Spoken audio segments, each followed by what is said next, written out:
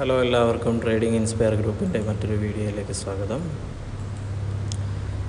നമ്മൾ 4 ദിവസങ്ങളായിട്ട് മാർക്കറ്റിൽ കണ്ടുകൊണ്ടിരിക്കുന്നത് ഒരു അസാധാരണ സംഭവം തന്നെയാണ്. കാരണം മാർക്കറ്റ് ഒരു സൈഡ് വേസ് ആയിട്ട് മാർക്കറ്റ് ചലിക്കുന്നതാണ്.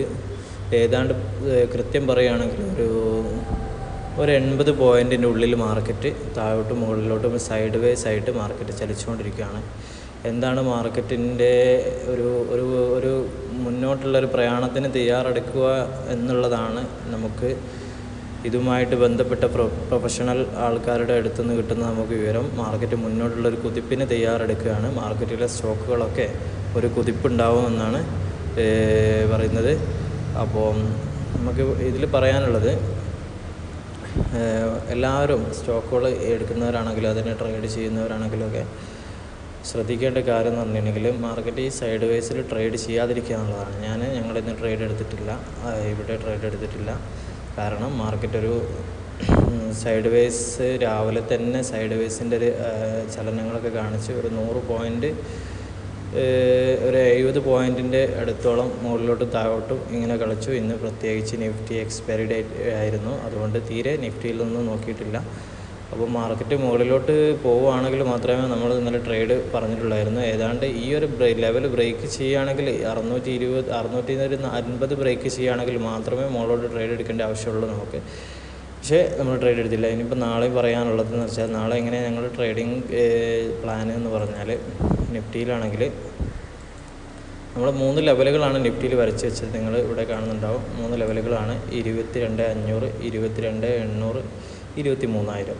ഈ 22,800 കഴിഞ്ഞാൽ മാർക്കറ്റ് 22,800 വരെ മാർക്കറ്റ് വരാൻ സാധ്യതയുണ്ട് ഈ അടുത്ത ദിവസങ്ങളിലായിട്ട്. കാരണം നമ്മൾ ഇന്നലെ പറഞ്ഞതുപോലെ ഇവിടെ നല്ലൊരു ഗ്യാപ്പുണ്ട്. ഗ്യാപ്പ് മാർക്കറ്റ് ഫില്ല് ചെയ്യുന്നതാണ്. പക്ഷേ എന്നുള്ളത് നമുക്ക് കൃത്യമായിട്ട് പറയാൻ പറ്റില്ല.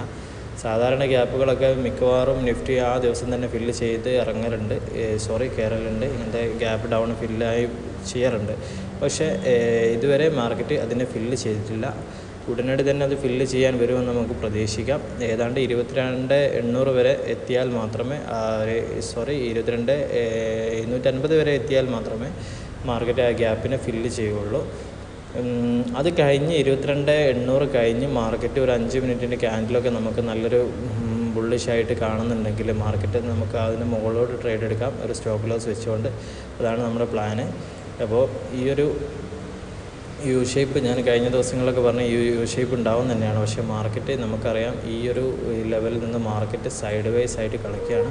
അപ്പം നമ്മുടെ പ്ലാൻ എന്ന് പറഞ്ഞിട്ടുണ്ടെങ്കിൽ 22,631 വരെ മാർക്കറ്റ് എത്തിയിട്ടുണ്ടെങ്കിൽ ഏതാണ്ട് നല്ലൊരു സ്റ്റോപ്പ് ലോസ് കുറഞ്ഞൊരു 12-20 പോയിൻറ്റിൻ്റെ അടുത്തോളം സ്റ്റോപ്പ് ലോസ് വെച്ചിട്ട് നമ്മൾ മുകളിലോട്ട് ട്രേഡ് എടുക്കുന്നതാണ്. ഒരു സി ബൈ ചെയ്യുന്നതാണ്.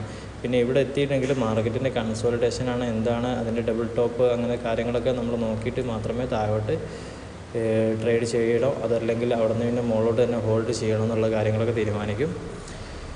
ഏതായാലും നിഫ്റ്റിയിലെ കാര്യം അങ്ങനെയാണ്. ഇന്നൊരു നിഫ്റ്റിയിൽ നമുക്കറിയാം, നിഫ്റ്റി ഒരു ചെറിയൊരു പോയിൻറ്റിൻ്റെ വ്യത്യാസത്തിലാണ് മാർക്കറ്റ് അങ്ങോട്ടും ഇങ്ങോട്ടും കളിച്ചിട്ട് വളരെ ശോകമായിരുന്നു ഇന്നത്തെ മാർക്കറ്റ്. ട്രേഡ് എടുത്തവരൊക്കെ ഇന്ന് പരാജയപ്പെട്ടിട്ടുണ്ടാവും.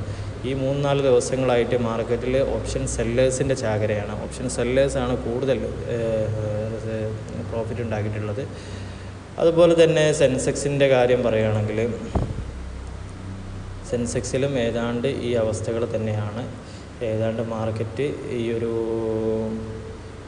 75,560ൻ്റെയും 74,400ൻ്റെ ഇടയിൽ മാർക്കറ്റ് 74,560ൻ്റെയും 74,400ൻ്റെയും ഇടയിൽ മാർക്കറ്റ് കളിക്കുകയാണ്. ഒരു 100 പോയിൻറ്റിൽ നിഫ്റ്റി സെൻസെക്സിൻ്റെ മാർക്കറ്റ് വളരെ ശോകമാണ് ഇന്നത്തെ അവസ്ഥ.